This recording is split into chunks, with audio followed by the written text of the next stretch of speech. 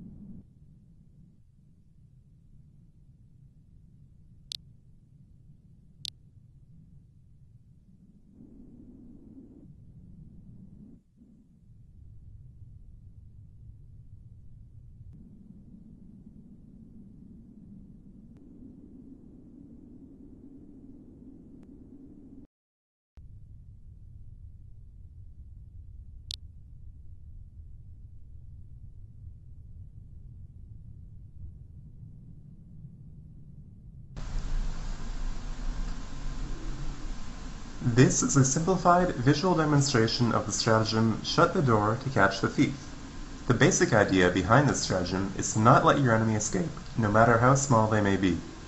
In this case, the thief is represented by the smaller blue army. The main force of the red army occupies the attention of most of the blue.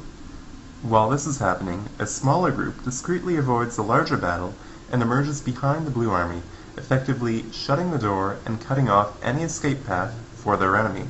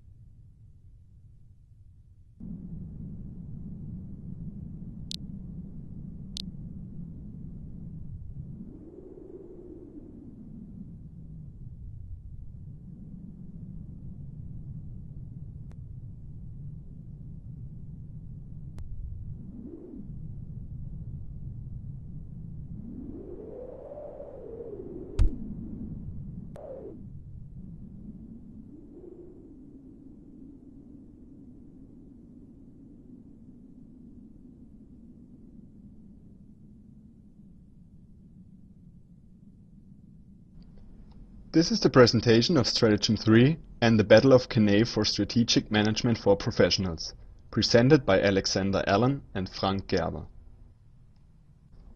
Strategy 3 of the 36 Chinese strategies is: invite your enemy onto the roof, then remove the ladder.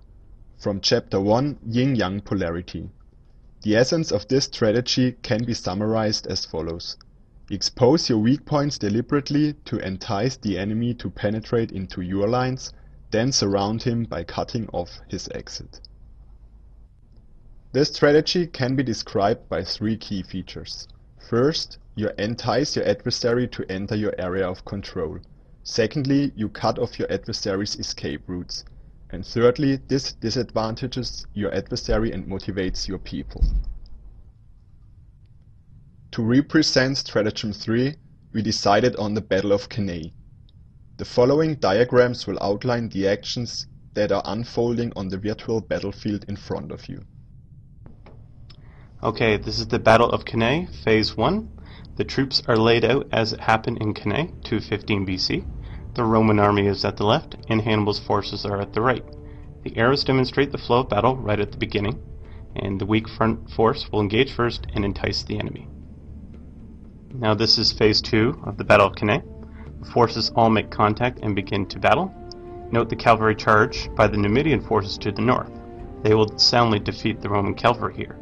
Note the first contact of the main infantry is between the Roman legions and the weaker forces of Hannibal's Iberian, Gaul, and Celtiberian forces.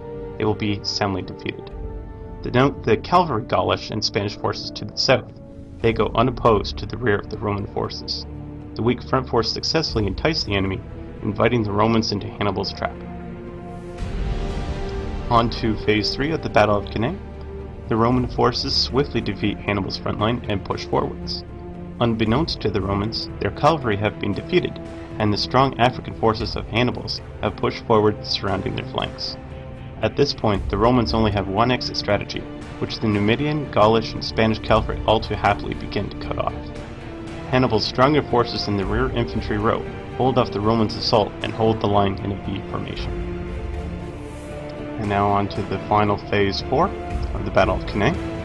The Roman forces are completely surrounded and face utter destruction. Through tactical superiority and cunning, Hannibal successfully outwitted the Roman army and crushed them. The generally held figures for the number of dead and defeated are as follows: 45,500 foot soldiers, 27 horsemen, Consul Pallas, leader of the Roman forces that day, 2 quaestors, 29 military tribunes, and 80 senators. About 3,000 Roman and allied infantry and 1,500 Roman and allied cavalry were taken prisoner. Will Durant, historian and Pulitzer Prize winner, wrote, "It was a supreme example of generalship never bettered in history, and it set the lines of military tactics for 2,000 years." This concludes our presentation on Stratagem 3, invite your enemy onto the roof, then remove the ladder.